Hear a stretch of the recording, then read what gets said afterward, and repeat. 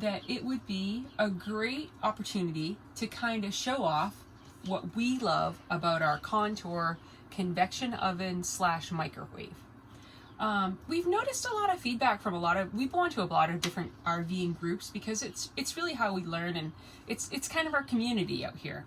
And there's lots of questions about these particular appliances, as well as we feel like a lot of people just aren't using them and don't like them. And so we thought we would show a few of the things that we do with it that helps it really enhance our RVing experience. Okay. Now, in order to properly present this appliance, I thought that I would go to the manual to get all of the proper names and models and that sort of thing. So there's many different versions out there, and I'm sure that they all work in a very similar way. But really, we always recommend going to your own personal manual. And if for some reason you have a used vehicle or RV and you don't have all of your manuals, most of them are all readily available online, and they're usually pretty easy to find. But ours is a power convection, built-in microwave, smart air fryer, and grill. It's a 1.1 cubic foot built-in stainless steel, and you can see its model number here. Now, when I picked up the manual this morning, I actually did kind of like a refresher, and you know, we use this daily, multiple times a day for many different functions, and it was really kind of funny to me. Jess and I both read this manual when we first started RVing. We first purchased our leisure travel van. And then reading through it again today, I'm like, oh my God, I don't know how to do that. Oh my God, I don't know how to do that. Oh my. So there's still a lot of functions here that we do not use. We've kind of settled into a few different things that work really well for us. And I might let Jess explain some of those things to you. But basically, you can even see sorry, the highlighting is probably me, it shows my age. But when we first started out, we highlighted some of the things that we knew that were going to be important to us. And I think that those helped us zero in on the abilities of this really cool product. Okay, I think that one of the important pages to point out is because most people have used microwaves and most people have used ovens, and one of the important things to remember is there are different cooking processes that require different types of appliances, like pans and pots and that sort of thing, to be used. You're not going to take a microwave plate that's made out of some sort of a plastic composite and cook something in your oven at home, nor are you going to take a metal pan and put it in your microwave at home to microwave something. And I think if you kind of look at things in terms of those concepts, I think that'll keep you safe when you're using this combined microwave / oven. And it is very important. When you're using a microwave features, you want to use microwave type dishware. When you're using the oven features or the broiling features, it is an oven. You want to think of it as an oven, and you want to use metal and those sorts of things. I feel like this is a really helpful little chart that we found in our own manual, and I'm sure that if you have one of these, there's a chart similar to that. That being said, a lot of this manual is actually very confusing. There's a lot of stuff that's preset. If you're using preset in your normal stick and brick life, then you're probably going to fall easily into understanding that. It's not something I've ever used. We cook a lot, knowing that I'm going to cook a pie and I'm going to start it at 425, and then for 15 minutes after I put the pie in, I'm going to turn it down, and then I'm going to cook it for like another hour at 350. I know that. It's part of me. It's just, that's what I'm going to do in this. And so pre-cooking is never, or pre-cooking or pre-timed cooking is never really something I've used a lot. So all of that part of the manual, I really didn't read a lot about and don't really understand a lot. So anyway, let's take a quick look inside of our combination. And I'm going to pull this all out as a stack to see how easily it all fits. Now, there's multiple different cooking pans here that we use for different reasons. And so I'm going to actually close this and then we'll change locations, and I'll kind of break it down for you and tell you what we're using each one for.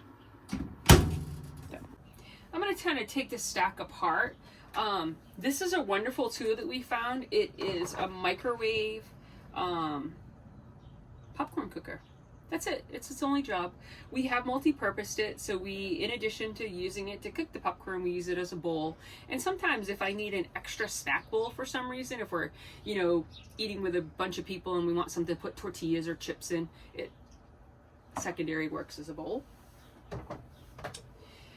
This right here is a rack that came with our oven. And what this allows us to do is to get different levels of cooking. So this bottom pan is kind of the maximum size pan. It says that the round pan that's, I don't really want to call it a pan, but the glass that's in our microwave is 12.5 inches. And this is perfect. It fits in there perfectly and works as a drip pan, as well as a great pan for cooking things like nachos and stuff like that. So these obviously can work together. And again, you can see the different heights that I can set it at. Now, these couple pans we've added. Jess and I sometimes like to have some tater tots and maybe some chicken tenders, or I don't know, something else. It's not really that possible to cook them on something that looks like this. So we searched for a nice grate that we can use. And this works perfectly. And you can see it works in this pan. I can stack it in this pan. I can put this inside of it, which I don't know why we need to use that. I can put this on top of the grate. There's lots of different variations of pans that I can use.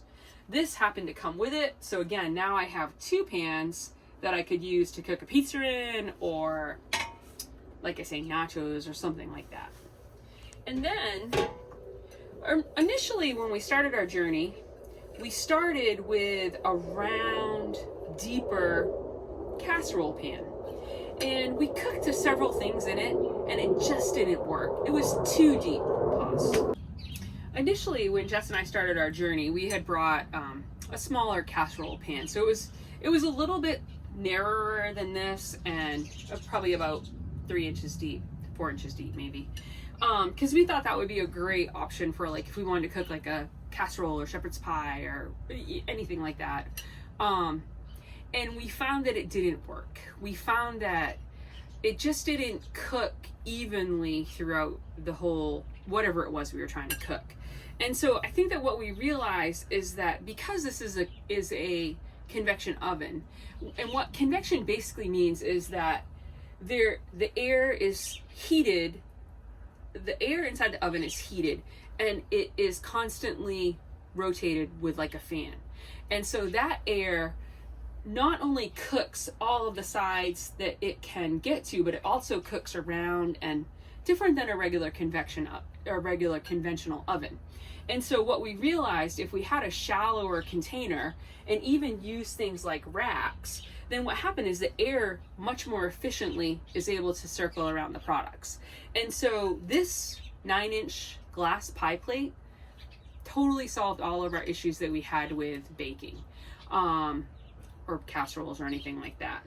And then I think that one of the other things that's important is that in addition to being able to use this in the oven, when I have it on baking, I can also use this in a microwave because it's also microwave safe.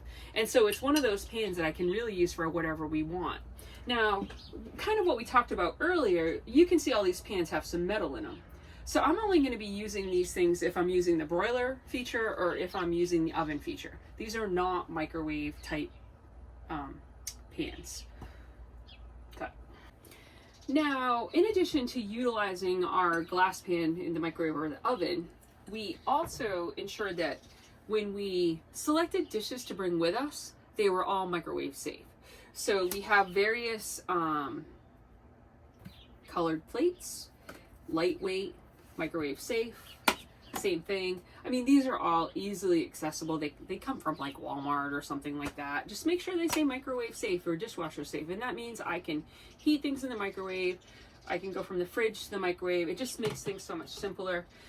These are some of the storage containers that we use. Again, super inexpensive. We buy them, they break, we throw them away, we buy some more. But we use them for everything. We'll make a soup or a casserole, extras go in here. Very easy to warm up the next day. Not having to think about whether something I have can go in the microwave really cuts down on one, the amount of things you have to bring with you, and two, like even thinking about it at all. And then same thing with our measuring cup. We have a glass measuring cup would be fine too, but because we're in the RV and because I store my dishes above my glass top stove, not that a plastic thing wouldn't break the glass, it's probably less likely of a plastic thing breaking the glass than a glass thing breaking the glass if I were to drop something. So again, it's just one of those things. It's lighter weight and it serves all of our needs. Hi there. So I'm going to talk a little bit about how I use this tool in our RV. I do a lot of the nighttime cooking. So the baking and stuff I leave to her, but the actual cooking for dinner I do. And I think of this kind of in three simple ways. I think about it as a microwave, I think about it as a convection oven, and I think about it as a broiler. So many other features here, but for me, they're all just confusing. So if I think about it those three simple ways, much easier. So if you take a look at the control panel, it's all up here for you. Microwave is easy. It has all kinds of preset buttons. So 1 through 6 is like a 1 minute, 2 minute, up to 6 minutes for their microwave. And then you just hit start. And your start button has to add 30 seconds. So sometimes something's not quite long enough. I have to add another 30 seconds. Go. Okay, so the microwave section of this, it works just like a microwave at home. So your first 6 buttons, 1 through 6, they're all express cook. So you hit the 5, it gives you 5 minutes, starts automatically. And then if you want to add a little bit more time, you have the start button, or say you need something to go in for 10 minutes, well, that's not an express cook. So then I have to hit 10, 0, 0, 0 and hit start, and then it'll cook for 10 minutes. Now, broil, I use this a lot for finishing items, like say I've cooked a little bit in the pan and I want to melt some cheese on the top, or it's also how I make toast on a rack in there. So this is just the broil button right here. And then it asks you a high or a low. I just go with whatever it selects and I watch my food. So I hit the broil button, I pick a time, I watch my food. If I need to add more time or I need to flip it over, I do that. Now, the last thing that I use is the convection oven. And April already talked a little bit about how a convection oven works, just like a regular oven, except for it has hot air rotating around the food. So I think about my temperatures in the same way. And I would hit the convection button to use it, and then I would hit one of these presets. So each number here, 1 through 0, has a preset temperature. So I hit convection, I hit the number I want that's associated with the temperature, and then just like your oven at home, it has to preheat. So I let it preheat, and then it beeps at me and says, hey, I'm preheated. So I open it, put the food in, and I select the amount of time that I want it to cook. So, you know, that all sounds like I need to know exactly how long I'm cooking it, or I need to know the exact temperature. Well, the way that I cook is by trial and error. And if I need to cook it a little bit longer next time, I try to put that in the back of my head for the next time I cook it. Or if I need to cook it at a little bit higher temperature, maybe a little bit lower temperature next time, I do it that way. Yeah. Okay, now, like Jess just said, toast is one of the things that we hear a lot of people kind of like frustrated about. Toast is actually really easy and comes out really good. I use our rack, and I put it on having the rack flipped like this is going to put the bread very close to the broiler. So I'm going to put the bread on. It will hold up to 4 pieces. In a pinch, I can get 6 for making garlic bread or whatever. I'm going to throw it in my oven, and then like Jess said, I'm going to use I think of it like a broiler, like she said. So I'm going to hit broil, and I'm going to hit, let's say I hit 10 minutes, and then, oh, sorry. There you go, 10 minutes. And then start. So now my bread's cooking. What's going to happen is in 5 minutes, halfway through the cooking, it's going to beat. And if I want to turn the bread over at that point, I can. Or anytime through the process. You can open this and it will save the time. It doesn't impact the time I already have set. And then really it's just figuring out what type of toast you like. Some people like their toast toasted lighter. Some people like it darker. I find that I let it go the whole 10 minutes on one side. I like it nice and crispy. Then I'll turn it over. I'll put it in for a couple more minutes and it's perfect toast. Okay. Now, let's look at this configuration and let's imagine, okay, well, grandkids came. How am I going to cook? We're going to do some tater tots and we're going to do some chicken tenders. Well, this sort of configuration allows us to cook everything all at the same time. I'm going to put all my tater tots in the top and I'm going to line up my chicken tenders. You know, chicken nuggets probably would work too, as long as they're not going to fall through the grate. And now in the same 20 minutes it takes me to cook one item, I'm going to get all of this food cooked. And for this, I'm going to use my convection oven. So like Jess said, I'm going to hit the convection oven. Usually on, you know, if you're buying something that's frozen, or even if you're looking up a recipe, it will give you a general idea what temperature to use. So usually something like that's frozen is going to say 425 or 400. We're going to select that button. We'll let it preheat. One of the other things that you can do is you can choose to put your food in as it's preheating. That's also acceptable. You don't necessarily have to wait until it's done preheating. It really just kind of depends on, again, your preference and experience. Okay, let's take a look at this configuration. I have my drip pan, I have my rack, and I have my glass dish. Now, this here would be, I would set it up like this if I was going to be making banana bread, a cake. Later today, I'm probably going to make some apple crisp. I'll use it for that. And then this here, having it up on this little bit of a rack, helps with that convection process. It just, I mean, obviously there's a pan underneath, so it's still like cooking through a pan, but it's giving it all that much more airflow. Now, Jess and I eat a plant-based diet, but that doesn't mean this isn't a great oven for cooking different types of meats. I think that this configuration, with the simple addition of another small rack that is safe for an oven, provides a great option for being able to cook a small roast, a Cornish hen, and even things like I'll kind of look at how we could do some maybe pork chops or something like that. Really what we're doing is we're just getting the meat off the glass. So in addition to there being circulation all around this whole thing, you're also getting circulation underneath the meat product between your dish. So in the situation of cooking, like let's say I wanted to do a small roast, I would put a little seasoning on it, maybe dust it in flour, and brown it all up just like I would do if I was cooking it, you know, in a regular oven or whatever. Place the meat on the center rack, put it in with all my other goodies, and set the convection oven to go. And again, you know, if I wanted to cook, let's say I want to do a split chicken breast or Cornish hen, I could use this same type of process and allow gravy to be made in the bottom of this pan. But I could also kind of remove my glass dish and my rack, and I could utilize just this rack. The rack would probably be great for cooking like pork chop cutlets, or even a little small center cut pork loin.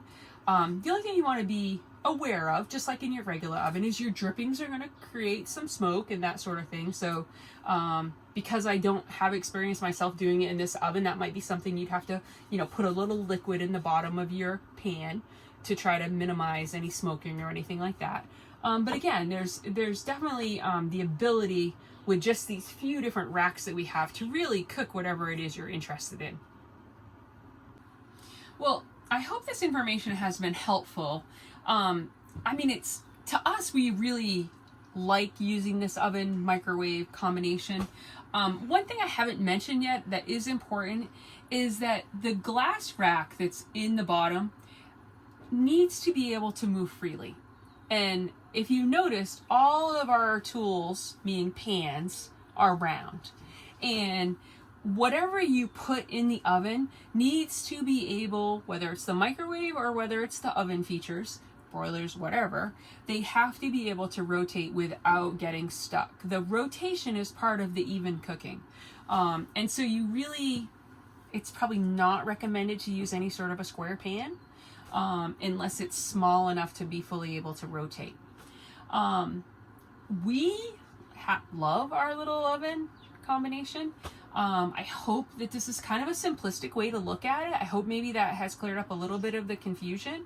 But again, I think that just play with it. Don't be afraid of it.